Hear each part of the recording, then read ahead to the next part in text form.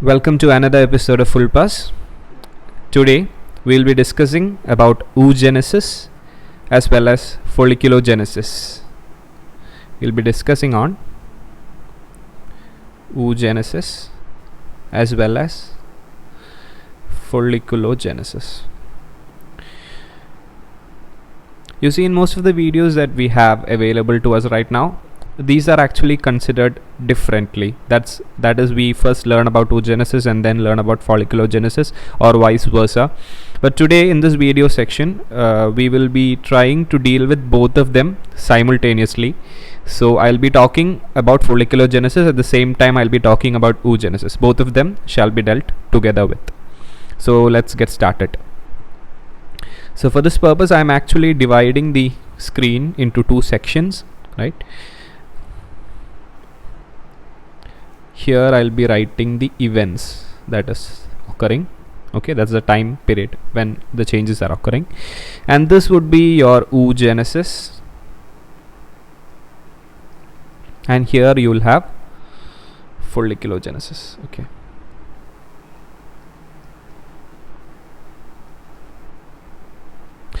So what is actually oogenesis and what is folliculogenesis, that we need to understand, right? So oogenesis is actually a sequence of events by which oogonium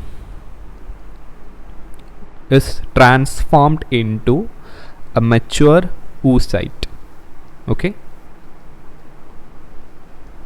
Whereas folliculogenesis is actually the process by which there is maturation of ovarian follicles. Okay, and it is actually these ovarian follicles that contain the oocyte. So okay, the maturation of ovarian follicles, that is what occurs in folliculogenesis. Now why are we considering this together? Because there are actually certain steps of folliculogenesis which are contributory or complementary to oogenesis. So we are actually seeing them together and not as different events. Okay. So what is the difference between oogenesis as well as spermatogenesis? The first thing is that oogenesis is a process that starts even before birth. Right? It starts even before birth. Compared to that, spermatogenesis actually begins once puberty sets in. Okay, so our story begins during the 5th week of embryogenesis. 5th week of embryogenesis. What happens then? Okay, you have this PGCs, that is the primordial germ cells. Okay, these primordial germ cells, they had first formed from your epiblast. We've already discussed that in the video sections before, so if you haven't seen them, I'll be providing the link in the in the description below, and you can check that out. Okay, you have your primordial germ cells. Okay, they first migrate towards your yolk sac, and from the yolk sac they migrate to your genital ridge. Okay, genital ridge during the 5th week of embryogenesis. Okay, that is a future gonad. Okay, it is from here that they undergo transformation to form your oogonium.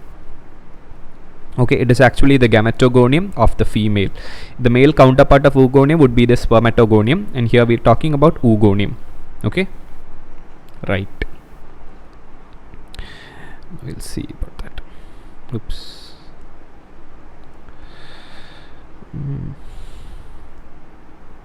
Right. So this is the oogonium. Okay. Now what is happening?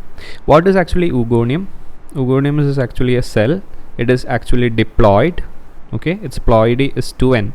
That is, it has got 23 pairs of chromosomes. Clear? And what is special about oogonium? It is actually believed to be the only female cell.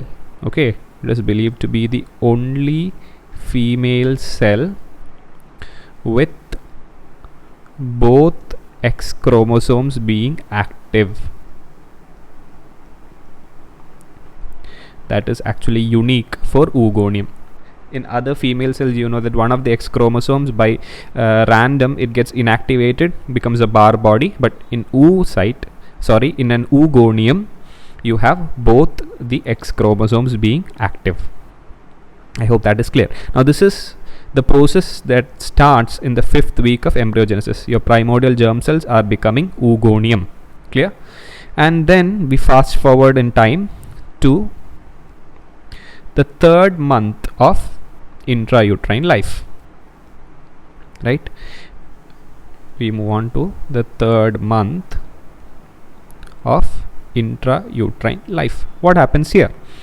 Now what happens here is you have your oogonium here, right? You have your oogonium. What happens to the oogonium is that they undergo mitotic division. Okay, they undergo multiple mitotic divisions, right? Mitotic division to give rise to your primary oocyte.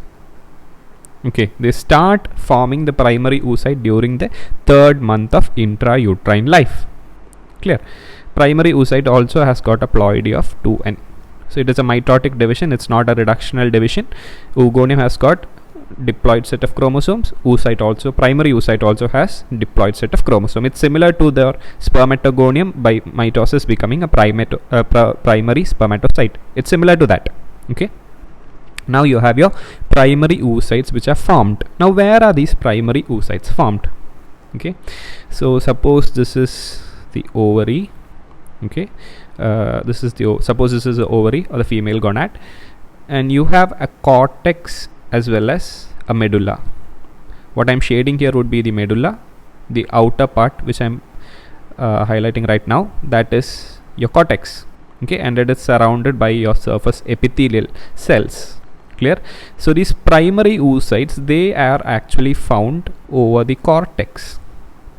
Clear? And they are usually arranged in clusters. You can see clusters of primary oocytes, all of them being developed, all of them having developed from oogonium by mitosis. Clear?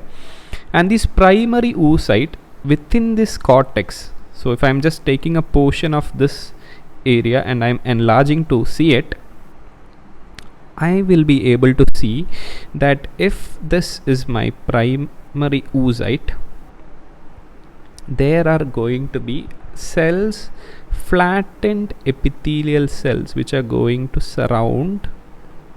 Okay, let me change from this. Flattened epithelial cells which are going to surround the primary oocyte like this. Clear? And these cells are actually believed to be derived from the surface epithelium which covers the ovary. Okay, and these cells are called as follicular cells. Clear? These cells are called as follicular cells. And this primary oocyte, which I am now shading in black, along with these follicular cells, this is your primary oocyte. Primary oocyte along with the follicular cells, they together form the primordial follicle. They together form the primordial follicle. I hope that is clear. Clear? So the primordial follicle is formed. Now again we are moving fast forwarding in time to the 5th month of intrauterine life. What happens here? Now it is actually at this point, at the 5th month of intrauterine life, that there is maximum number of germ cells. Throughout the life of a female, this is the time when there is going to be maximum number of germ cells, and it accounts to 7 million cells are present within your ovary. So what occurs after this? After this, the cell death starts, right? The cells undergo atresia, and many of those oogonium as well as the primary oocytes will degenerate. Clear? It becomes atretic. That is what happens. Hope it is clear.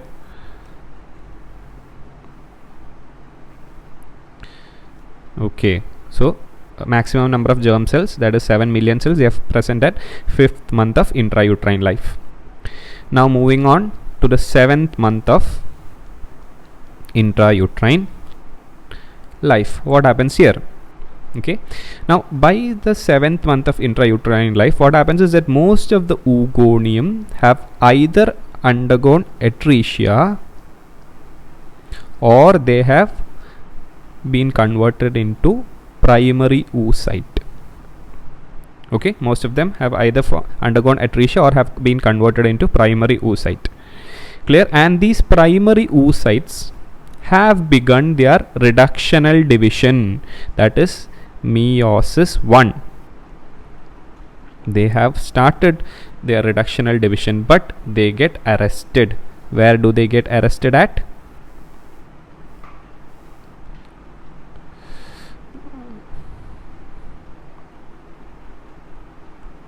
Okay, where do they get arrested at? They get arrested at the which phase? Prophase. The prophase of meiosis 1. They get arrested at that phase. To be specific, it is the diplotin stage of prophase. This is where it gets arrested. Okay, so you have got your oogonium, which is now very less in number. Most of them have either undergone atresia or have formed a primary oocyte, and this primary oocyte has started undergoing a reductional division, meiosis, at the end of which this 2n cell stage is to be converted to n. Clear? To n. But this process is actually arrested at the diplotin stage of the prophase of meiosis 1. I hope it's clear. Now, at birth, what will you observe? If you look at the ovary, in case of female fetus at birth, what will you see? There will be no oogonium. The oogonium entirely have disappeared. They have either undergone atresia or have formed a primary oocyte, and all of the primary oocytes have started undergoing meiosis 1. Okay, but they are arrested at the diplotin stage of prophase. Clear? They are arrested at the diplotin stage. Here they are arrested. I hope it's clear. Okay, so this is what is observed at the time of birth. Okay, but what actually causes this arrest? Okay, what prevents these primary oocytes from undergoing meiosis? That is the presence of OMI, or the oocyte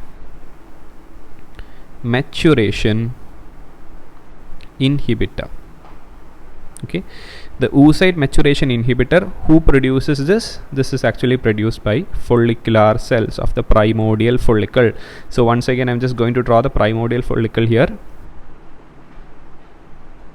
Okay, so these will be the follicular cells here. The follicular cells of this primordial, see these are the follicular cells that I am drawing in black. These follicular cells of the primordial follicle, they secrete the oocyte maturation inhibitor, which actually inhibits meiosis 1. Okay, it freezes the process. Now what happens? So at birth, there is going to be about 600,000 to 800,000 primary oocytes. Clear? The maximum number of germ cells were during the 5th month of intrauterine life. It was 7 million cells. Then we learned that many of them are undergoing atresia, and at the time of birth there is going to be 600,000 to 800,000 cells, and they are primary oocytes. I hope it's clear. And the follicle, it is a primordial follicle. Now what happens at childhood?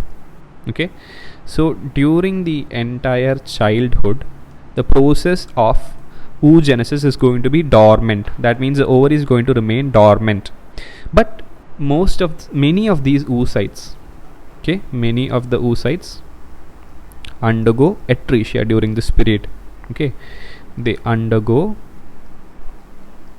atresia. So what happens? Okay, At the time of birth, there were 600,000 to 800,000 primary oocytes, but by the time puberty begins, there are only about 40,000 primary oocytes left. Clear? And out of these 40,000 primary oocytes, do all of them mature into the final stage of the ovum? No. Only less than 500 will become fully mature. Right? That is actually due to ineffective folliculogenesis. We'll see that soon. Okay? And till this stage, you have your follicle that is remaining in its primordial follicle stage itself. Clear? There is no change that has happened since the intrauterine period. It's still remaining as the same. Clear? Now is what the entire process of oogenesis is going to restart. Okay, during puberty. So what happens during puberty? Every month with menstrual cycle, the hormone, of course, the hormonal levels changes, and in each month about 15 to 20 follicles, they are selected to mature. Okay, out of these 40,000 that is remaining, about 50 to 20 follicles, they are selected to mature. And for these selected follicles, what are these follicles that I am mentioning? It is the primordial follicle. Okay, it is the primordial follicle.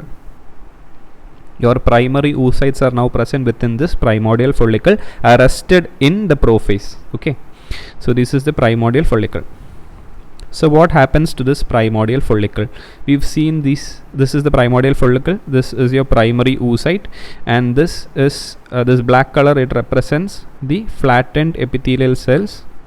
They are the follicular cells. So what happens is, these follicular cells, which were actually flat like this, they become cuboidal.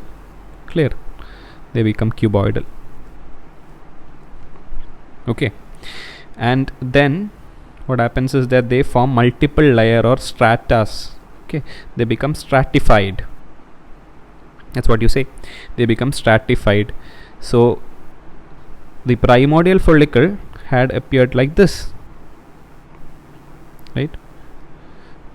I'm sorry for that. Okay, so this is how the primordial follicle used to appear. What happens is, they become somewhat like this, right?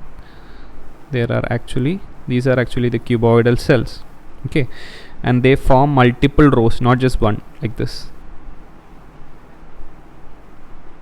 They multiply. Okay, they undergo mitotic division, they multiply. These follicular cells, it surrounds, and now they are actually called, okay, it's present here also, I'm not drawing the entire thing. So this is your primary oocyte itself.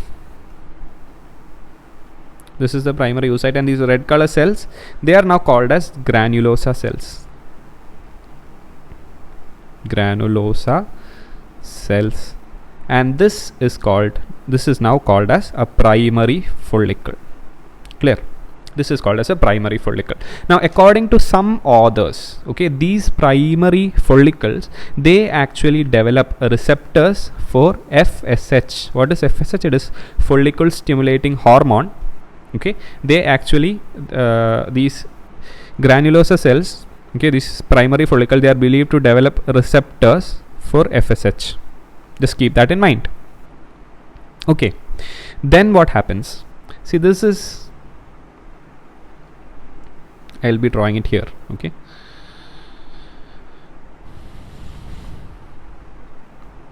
this is your primary oocyte.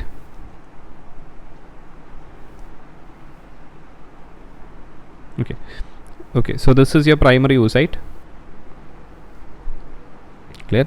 This is a primary oocyte, and then there are going to be granulosa cells. So in between this primary oocyte as well as the granulosa cells, both the granulosa cells as well as the primary oocyte are going to secrete glycoprotein in between them, somewhat like this. Clear? And that is going to form what is called as zona. That is going to form what is called as the zona pellucida. It is very important during the process of fertilization till implantation. We'll see that later, some of which we have already seen in the videos before. Okay, so that is your zona pellucida. Now what happens next? Okay, so this is still, it is called as a primary. What is this called as? This is actually a primary follicle. Okay, and what is inside it? That is a primary oocyte. Okay, now what happens is, I've already mentioned that this follicle is actually lying within the cortex of the ovary.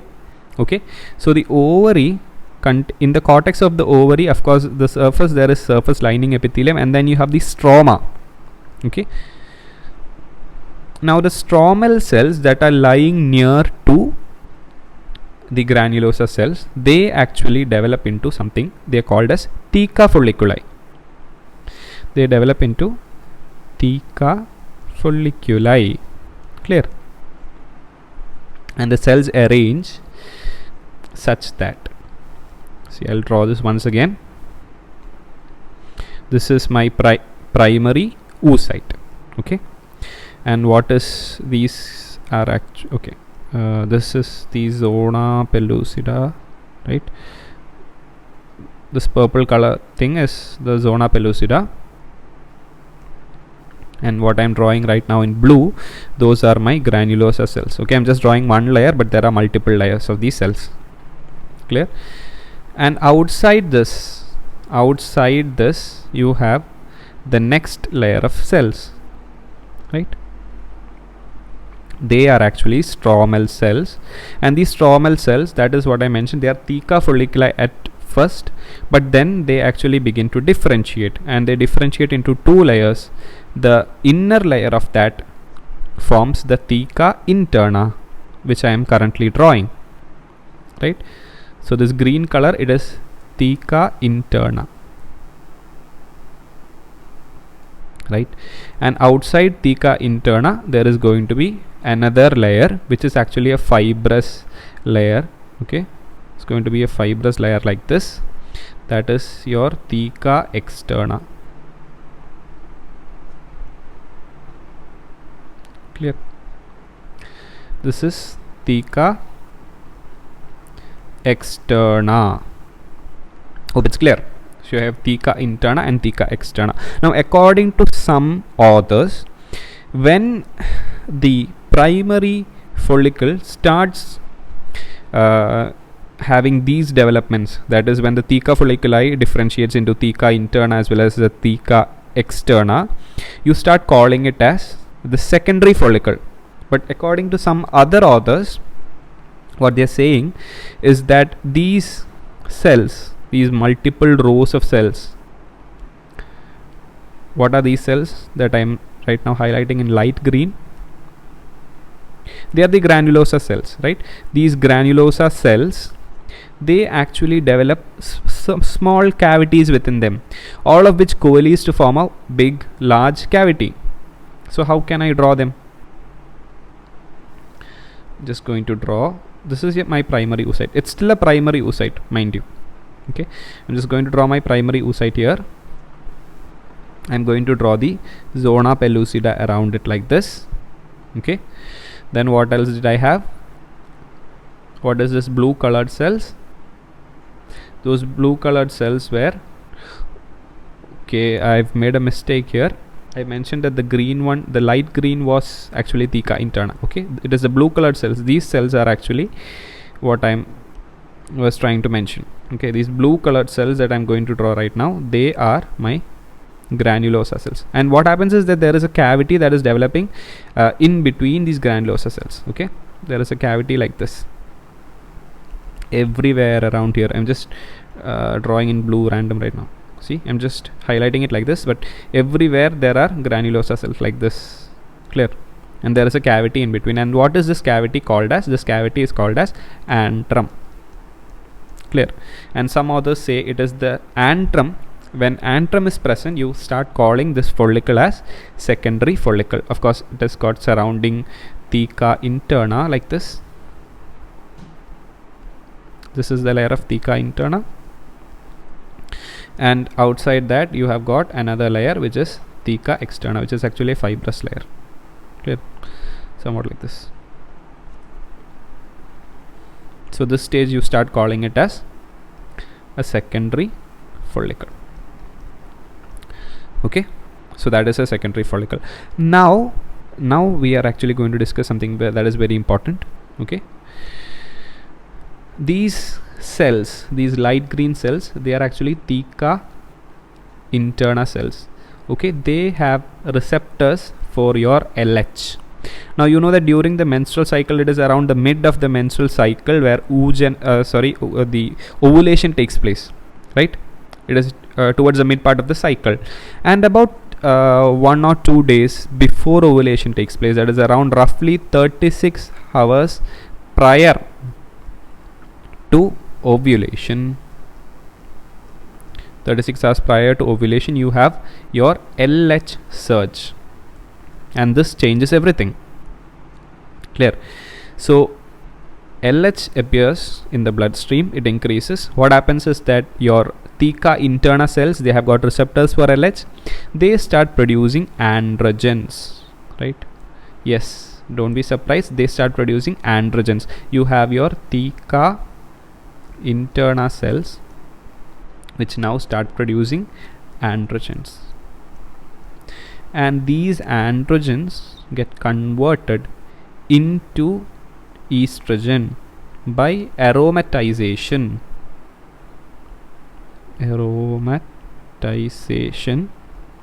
with the help of granulosa cells. I hope it's clear. You have LH surge that is occurring. These light green colored cells that I'm shading right now, they are the theca interna cells. They have receptors for LH and they start producing androgens. And your this blue colored cells, that is these cells, right, that I'm right now highlighting in dark blue, these cells are the granulosa cells, and they will actually convert this androgen into estrogen by aromatization. At the same time, let us move back to that chart that we were drawing, right? So this was the part where I was mentioning about the oogenesis, right? And this was the part about folliculogenesis. Clear? So here what happens is, when LH surge occurs, your primary oocyte that was actually stuck at meiosis 1 in the prophase, in the diploidine stage, they will actually undergo meiosis 1. That is, they remain, or they are actually freed from the inhibition. Okay, so since birth they were actually or even before birth they were actually inhibited from completing meiosis 1, but now they are freed and they will form secondary oocyte plus a polar body. Clear? So you had your primary oocyte here. Okay, suppose this is your primary oocyte. Okay, they completes meiosis 1 and it gives rise to, it's not okay, it gives rise to a secondary oocyte and a polar body. Clear? It's also called as a polocyte. This is the polocyte or polar body, and this is your secondary. This is primary. This is primary oocyte. This is secondary oocyte. Now this step is actually similar to the reductional division that occurs in case of spermatogenesis, where the primary spermatocyte became secondary spermatocyte. But the difference here, of course, here also it is 2n, which is becoming n. This was 2n.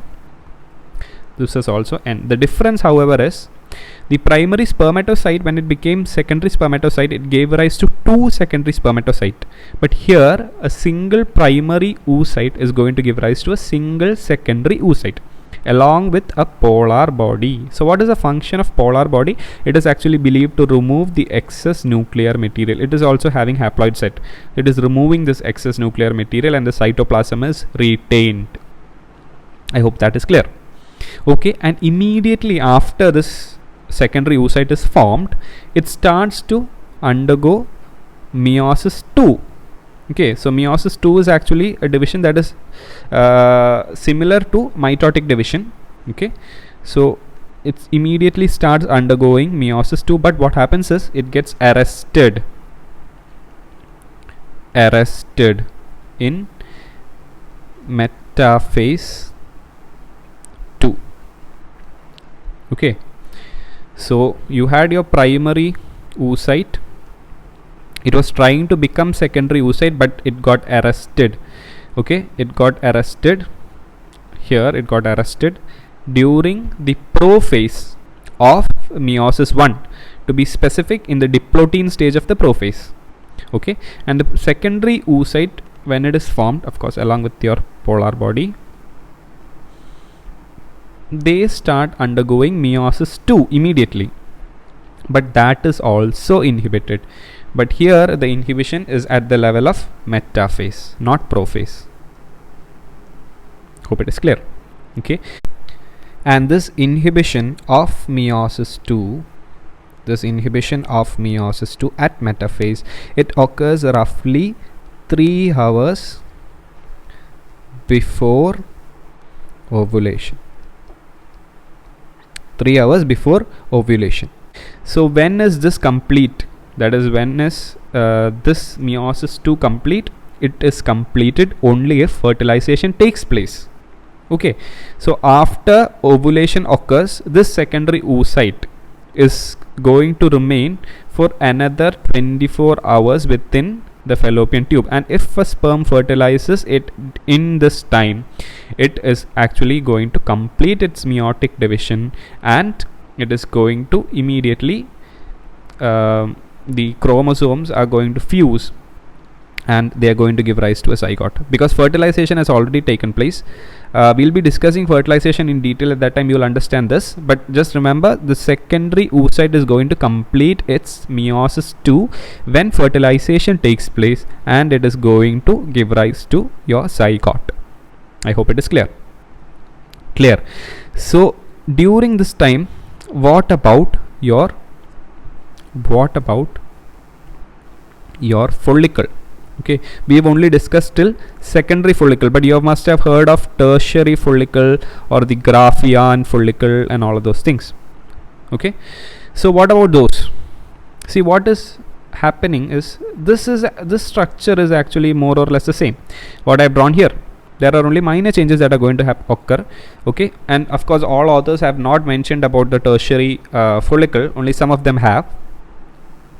What is believed as that this antrum is actually going to increase in size. Clear? The antrum is actually going to increase in its size. So we'll just draw one big diagram here. Okay,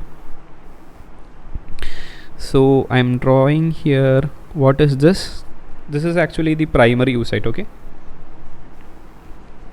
and surrounding that I am drawing a zona pellucida. Right, I'm going to draw certain cells now surrounding this primary oocyte like this. Clear? And you need to imagine that these cells are actually present throughout here. Okay, they're all present here, and they are present here. Clear? They're also present here like this. And then you have another layer. You have another layer of cells like this. That is your theca interna. Okay, they are actually secretory cells. Okay, they form thecal glands. And what do they secrete? They actually secrete androgen, which is converted into estrogen by your granulosa cells. Clear? And the outermost layer would be your theca externa, which is actually a fibrous layer. Clear? Which is actually a fibrous layer. So this is actually the antrum. Clear? So what was the difference between your secondary as well as tertiary follicle? Okay.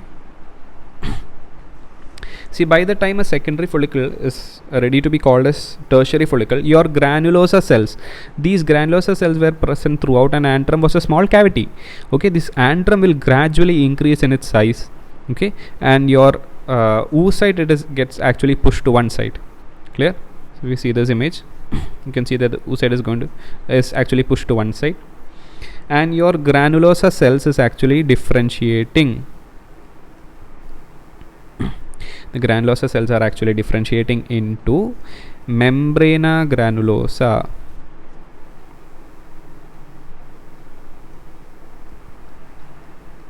Okay, what is membrana granulosa? It is these cells that I am marking right now in 1. Okay, this is 1. All of these are actually granulosa cells, but we are calling them different names based on where they are located. Okay, and second, they are going to differentiate into cumulus oophoricus. Sorry for that. Okay, oophoricus. Okay, 2. Cumulus oophoricus. What is cumulus oophoricus? They are actually the cells that are granulosa cells itself that are surrounding the oocyte that is lying eccentrically here. Okay, this is your cumulus oophoricus. And there are going to be another group of granulosa cells which are going to attach this your oocyte to the wall of the follicle. So this part, that part is called as discus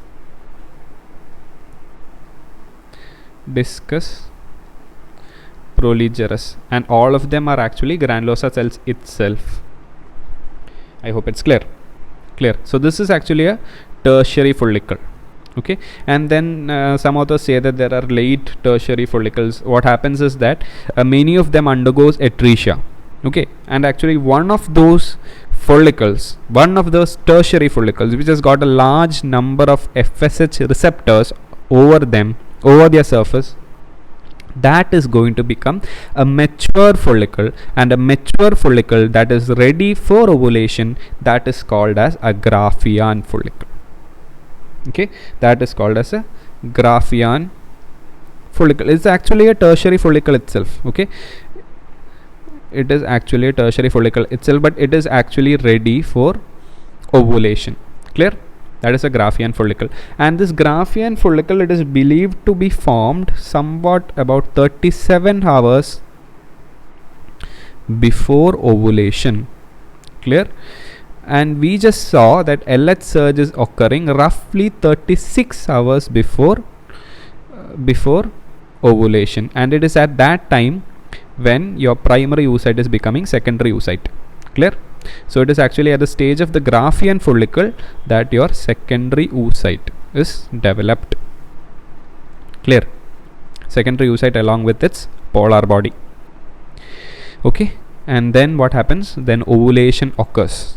Okay, ovulation occurs, and your secondary oocyte is released into the fallopian tube, and there it waits for fertilization to occur. If it doesn't occur within 24 hours, it's going to undergo atresia, but if it occurs before that, the meiosis 2 will be completed, and fertilization takes place, and a zygote is formed. And some also believe that the primary the polar body, the first polar body, the polar body that is formed during the process where the primary oocyte became the secondary oocyte, that polar body is also believed to undergo this meiosis 2 and give rise to 2 more polar bodies. Okay, but that is not very significant. So this is the process of oogenesis that is occurring in GIST.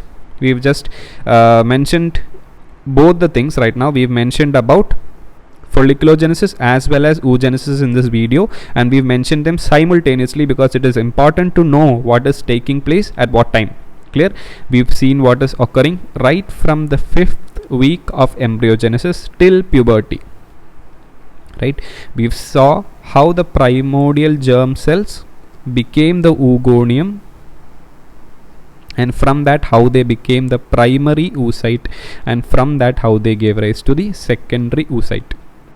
And we also saw how in folliculogenesis your primordial follicle your primordial follicle gave rise to a primary follicle, which gave rise to a secondary follicle, which gave rise to a tertiary follicle, and which gave rise to a Graafian follicle. I hope it's clear. So thank you.